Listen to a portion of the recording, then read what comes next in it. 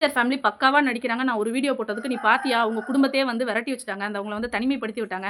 அவங்க எல்லாரும் சேர்ந்து அவங்கள வந்து பொண்ணு, பையன்லாம் சேர்ந்து அவங்கள வந்து வீட்ட விட்டு ஒதுக்கி வச்சுட்டாங்க." அப்படின்லாம் பேசுனீங்க.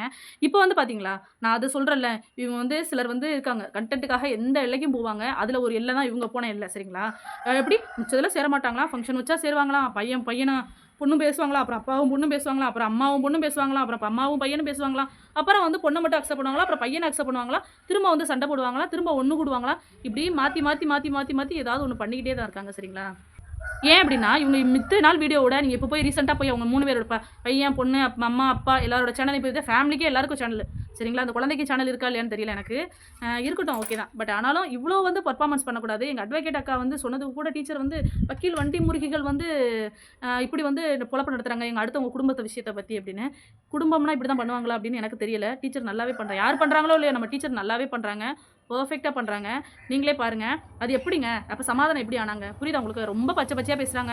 அப்படியா இப்படியாங்கிறாங்க அம்மாவும் பையனும் சேர்ந்துட்டு. கடைசியில மருமக மயன தனியா போயிட்டாங்க. அப்புறம் அம்மா மட்டும் உட்காந்துட்டு பேசுறாங்க. பொண்ணு அசிங்கமா பேசுறாங்க. திரும்ப பார்த்தா என் ஹஸ்பண்ட் என்னை விட்டுட்டு போயிட்டா. டைவர்ஸ் வாங்கிட்டோன்றாங்க. டைவர்ஸ் கேஸ் போய்க்கிட்டு இருக்குன்றாங்க. என்னென்னமோ உருட்டுறாங்க. கடைசியில பார்த்தா திரும்பவும் ஒண்ணு சேர்ந்துடுறாங்க. சரிங்களா? இப்ப இதுலருந்து என்ன தெரியுது நீங்களே பார்த்துக்கங்க. எல்லாமே கன்டென்ட். இவங்க பண்றது எல்லாமே பெர்ஃபார்மன்ஸ் அப்படிங்கிறது நல்லாவே கிளியராவே தெரியுது. புரிஞ்சுக்கங்க. இது வந்து நம்ம பேசுறதுனால நீங்க நினைக்கலாம், "நீ எதுக்கும்மா அத வந்து பேசுற?" அப்படின்னு. இது வந்து கன்டென்ட்டா பண்ணிட்டு இருக்கும்போது யார் வேணா பேசலாம். சரிங்களா? புடிச்சா பாருங்க, பிடிக்கலனா ஸ்கிப் பண்ணிட்டு போயிட்டே இருங்க. ஓகேவா? ஒரு விஷயம் நெறைய பேர் நம்புறாங்கல்ல. நம்புறவங்களுக்காக தான் நான் அந்த வீடியோ போட்டேன். எனக்கு நெறைய பேட் கமெண்ட் பண்ணீங்கல்ல. "நீங்க எதுக்கும்மா அத பத்தி பேசுற, அத பத்தி பேசுறன்னு?" இப்ப பேசுனது ஏன்னு புரிஞ்சுச்சா உங்களுக்கு?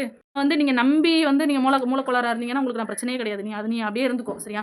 நான் சிலர் வந்து ஏமாந்து போய் நம்பிக்கிட்டு பாவம்ன்னு அப்படியே இறக்கப்படுறீங்கல்ல. இறக்கப்படுற அளவுக்குலாம் ஒர்த் இல்ல அப்படின்னு உங்களுக்கு காட்டுறதுக்காக தான் நான் அந்த வீடியோ போடுறேன். சரிங்களா? நீங்க இறக்கப்படுற அளவுக்கு அவங்க ஒரு ஒரு விஷயமும் பண்ண கிடையாது. பண்ணவும் மாட்டாங்க. ஏன் அப்படின்னா, காசு பணம் தான். இவங்க எல்லாத்துக்குமே பாருங்க, மொத நாள் பார்த்தா வீடியோ போடுவாங்க.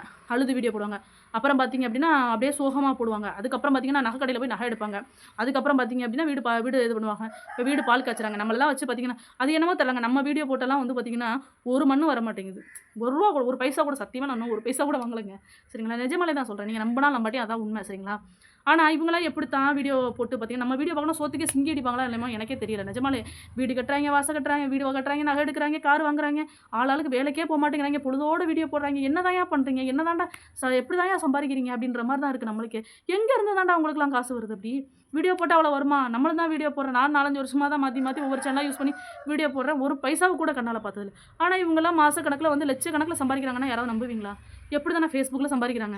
Facebook தான் பேமெண்ட் அதிகமா வருது. சரிங்களா? YouTubeல சம்பாதிக்கிறாங்க. மோஜோ ஆப்ல சம்பாதிக்கிறாங்க. இந்த மாரி நெறைய ஆப் இருக்குங்க. நெறைய ஆப்ல அவங்க வந்து நல்லா வீடியோஸ் போட்டு நல்லா இது பத்தாதுன்னு ப்ரொமோஷன் வேற. இது பத்தாதுன்னு ப்ரொமோஷன் விட லிங்க் அனுப்பி அதுல வேற சம்பாதிக்கிறாங்க. ஸோ எப்படிலாம் சம்பாதிக்கலாம் அப்படின்றத இவங்கள்ட்ட தான் கத்துக்கிறணும். பட் இத சொல்லவும் மாட்டாங்க. ஏன்னா சொல்லிட்டாங்க அப்படின்னா சீக்ரெட் வெளியாச்சுன்னா நம்ம யாரும் அவங்கள பார்க்க மாட்டோம்ல அதனால. நிஜமாலே வந்து நல்ல ஒரு கன்டென்ட் உருவாக்கி வச்சுட்டு ஃபேமிலி நாடகம் நல்லா போட்டா நல்லா சம்பாதிக்கலாம் அப்படிங்கிறது நல்லாவே தெரியுது. காசுக்காக இப்படியும் பண்ணலாம் அப்படின்றது எனக்கு ஏத்துக்க முடியல. பட் வந்து எப்புட்றா அப்படின்ற மாரி தான் இருக்கு இந்த விஷயம்லாம். காசுக்காக இந்த மாரியும் பண்ணலாமா? இவ்ளோ எட்ஜுக்கும் போ முடியுமா? இந்த அளவுக்கு எல்லைக்கும் போ முடியுமா? அப்படின்ற மாரி தான் இருந்துச்சு. நல்லா எது எப்படியோங்க ஃபேமிலியா சேர்ந்து நல்லா நாடகம் போடுறாங்க. நல்லா பெர்ஃபார்மன்ஸ் பண்றாங்க. நீ பால் காய்ச்ச ஃபங்ஷன் பாருங்க. வீடே கட்டி பால் காய்ச்ச ஃபங்ஷனே வைக்கிறாங்க. அப்ப எவ்வளோ பேமெண்ட் வந்திருக்கும் இவங்க போடுற பெர்ஃபார்மன்ஸ்க்கு. ஸ்கூல்லயும் சம்பளம் வருது அந்த அம்மாவுக்கு. இதுல வந்து YouTubeல அத விட டான்ஸ் பெரிய டான்ஸ் பக்கா டான்ஸ் நாடகம் பக்கா நாடகமா இருக்கு. இந்த நாடகத்துக்கே ஒரு அமௌண்ட் வருது. டீச்சருக்கு உண்மையாவே அவார்டு ஐயோ! ஆஸ்கார் அவார்டே குடுக்கணுங்க. அம்மாடி! நான் அந்த பொண்ண சொல்ல மாட்டேன். ஏன் அப்டின்னா, அது ஏதோ ஒண்ணு பண்ணிட்டு ஏதோ போகுது. சரிங்களா? ஆனாலும் எல்லாம் கன்டென்ட்க்காக தான் பண்றாங்க.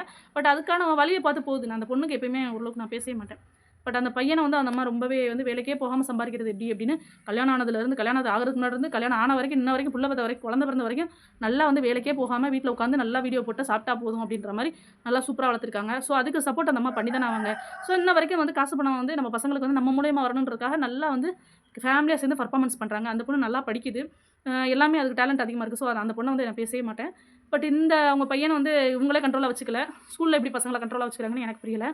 என்னைய கேட்டா நீ வந்து பசங்க பூரா வந்து வீடியோ போட்டா நம்ம இது ட்ரெண்ட் ஆகலாம் போலன்னு டீச்சர பார்த்தே நெறைய பேர் பண்ணுவாங்கன்னு நெனைக்கிறேன். பட் ஃபேமிலிய வச்சு YouTubeல வந்து ட்ரெண்ட் ஆகி ரொம்ப மோசமான பேட் கமெண்ட் வந்து வாங்கி இருக்கிற ஒரே ஃபேமிலி நம்ம டீச்சர் ஃபேமிலி மட்டும் தான். இதுக்காகவே ஒரு வந்து ஃபேமிலி அவார்ட் குடுக்கலாம். அ இதை நம்பி நீ வந்து எதுக்கு இப்படி பேசுற வைக்கிற நீ பேசுன அப்படின்னா, நான் அத பெருசா எடுத்துக்கிற போறதில்ல. ஏன் அப்படின்னா, சப்போர்ட்டுன்ற மாரி இவ்வளோ கேவலமா வாங்குறீங்கல்ல, அத நினச்சு நீங்க தான் ஃபீல் பண்ணிக்கணும். நான் ஃபீல் பண்ண அவசியமே கிடையாது. ஏன் அப்படின்னா, நல்ல விஷயத்துக்கு நம்ம வந்து சப்போர்ட் பண்ணா பரவால்ல. இந்த மாரி நடிக்கிறவங்களுக்கு எதுக்கு சப்போர்ட் பண்ணணும்? அப்படிங்கிறதா ஃபேமிலிய வந்து கொண்டு வந்து சோஷியல் மீடியால இழுத்து விட்டு, அத அப்படியே நடிக்கிற மாரி நாங்க சண்டை போடுறோம், கூடுறோம் அப்படின்னு அது என்ன சொல்றது? அப்படியே போய்க்கிட்டு இருக்கு. அரண்மனை 1 பார்ட் 1, பார்ட் 2, பார்ட் 3 மாரி போய்க்கிட்டே இருக்கு. ஆக மொத்தம் இது வந்து இதுக்கு எண்டே கிடையாது. இதுக்குனால எண்ட் இருக்கு, எனக்கு எண்டு கார்டு கிடையாதுன்ற மாரி போயிட்டு இருக்கு டீச்சர் ஃபேமிலியோட மேட்ரு. ஸோ இதுக்கெல்லாம் வந்து நான் ஃபீல் பண்ண மாட்டேன். சரிங்களா?